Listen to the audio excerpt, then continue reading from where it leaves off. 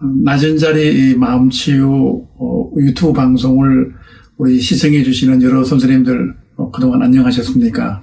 지금까지는 좀 내 마음을 좀 알아가는 이러한 순서를 가졌다면 오늘은 눈을 통해서 상대방의 눈을 통해서 상대방의 마음의 변화를 우리가 알아차림으로써 서로 상대방과의 관계 또는 제3자와의 관계를 좋게 하는, 이렇게 해서 서로가 서로에게 좋은 영향을 미치면서 서로가 서로 치유할 수 있는 이러한 방법을 찾아보도록 하겠습니다. 우리 몸에서 눈이라고 하는 것은 정말 중요하죠. 그리고 많은 시인들이 또 많은 사람들이 눈은 마음의 창이라 그랬습니다. 어떻게 보면 의학적으로 볼 때나 심리적으로 볼 때 우리 눈은 몸과 마음 상태를 그대로 드러내는 스크린과 같은 역할을 한다라고 우리가 볼 수가 있습니다. 물론 눈은 항상 우리가 중요하다고 생각들은 하고 있지만 좀 더 분석적으로 눈의 어떠한 상태가 우리 마음에 어떤 상태를 나타내고 있는지 이것을 좀 더 정확하게 접근해서 한번 살펴보도록 이렇게 하겠습니다. 특히 우리 눈은 겉으로 드러난 뇌라고도 얘기를 합니다. 그만큼 우리의 이성과 감정의 상태를 그대로 드러내기 때문에 정확하고도 중요한 기관입니다. 그러면 눈의 움직임을 볼까요? 눈은 당연히 아래 위로 움직이기도 하고 좌우로 움직이기도 합니다. 우선 눈이 상대편의 눈을 봤을 때 좌측으로 움직이거나 우측으로 움직일 때 어떤 의미를 지니는지 한번 보겠습니다. 다만 여기서 주의할 점은 오른손잡이도 있고요, 왼손잡이도 있기 때문에 절대적인 기준은 아닙니다. 대체적으로 제가 말씀드리는 것은 오른손잡이를 중심으로 말씀을 한번 드려보도록 하겠습니다. 먼저 우리가 눈이 왼쪽으로 가면 무엇인가 새로운 것을 구상하는, 또 새로운 것을 상상하는 약간의 미래 쪽에 가고 있는 그런 정보를 탐색할 때, 그런 감각을 또 우리가 탐색할 때 눈의 움직임은 좌측으로 가 있습니다. 눈이 우측으로 움직이면 때로는 과거의 기억을 회상하거나 또 과거의 기억을 떠올리려고 할 때 오른쪽으로 가는 경향이 있는데, 역시 이것도 사람에 따라서 왼쪽 오른쪽은 서로 바뀔 수가 있습니다. 다음으로 눈이 위쪽으로 향하고 있을 때는 우리가 외부의 어떤 정보 또 타인과의 어떤 관계에서 접근할 때 시각적인 접근을 나타낸다고 볼 수가 있습니다. 그래서 우리 눈은 얼마나 우리 마음대로 조정이 잘 되지 않고 정확하게 나타내고 있냐면, 지금 우리가 함께 실험을 해볼 수가 있습니다. 잠시 어제 저녁에 어디 가서 내가 무엇을 먹었지? 어느 식당에서 가서 누구와 함께 식사를 하였지? 라고 생각하면서 한번 떠올려 보시면 자동적으로 눈이 위쪽으로, 오른쪽 아니면 왼쪽으로 움직입니다. 그러니까 우리의 눈동자의 움직임은 거의 정확하게 자신의 시각적인 정보를, 또 청각적인 정보를, 또 촉각적인 정보를 나타낸다고 볼 수가 있습니다. 따라서 방금 말씀드린 것처럼 눈이 위로 이렇게 올라가면 시각적인 어떤 정보를 접하고 있다. 또 시각적으로 뭔가 떠올리거나 회상하거나 또 시각적으로 무엇을 미래를 상상하거나, 이렇게 상대방의 마음의 변화를 우리가 추측할 수가 있겠습니다. 그 다음으로 눈이 위치가 수평으로 가면 청각적으로 어떤 정보에 접근하고 있음을 나타냅니다.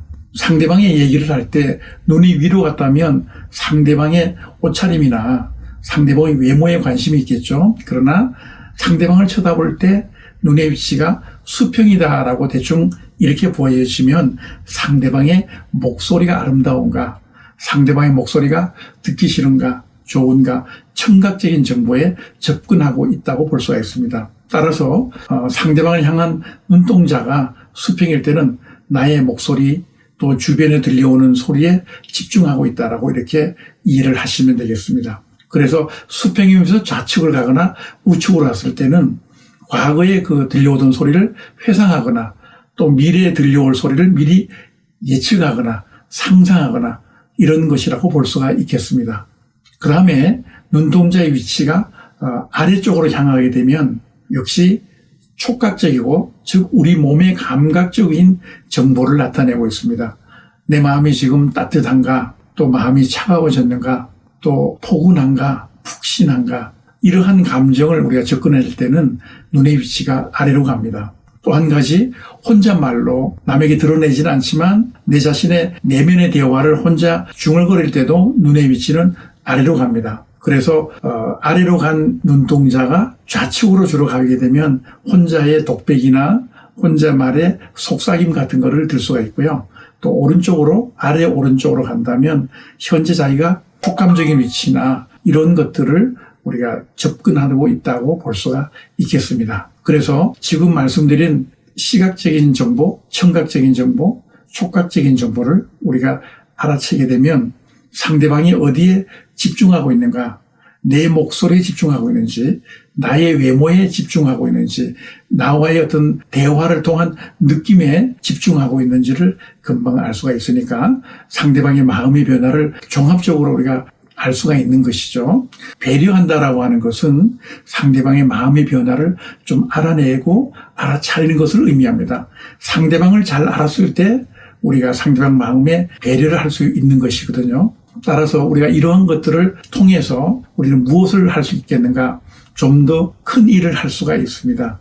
왜냐하면 우리의 삶이라고 하는 것이 가만히 보면 이성적으로 이루어진 것 같지 않지만 전체적으로는 우리 삶의 전반은 우리가 선택한 감정으로 이루어져 있습니다. 상대방의 감정을 우리가 느끼려고 했을 때는 저 사람이 시각적으로, 청각적으로, 촉각적으로 어떤 느낌을 갖고 있는지를 알아낸다는 것은 그만큼 그 사람의 감정을 이해해서 상대방으로 하여금 분노나 또 힘든 감정을 처리할 때, 또 우리가 도와줄 때 굉장히 큰 역할을 할 수가 있습니다. 늘 우리는 심리학자들이 이런 얘기를 많이 합니다.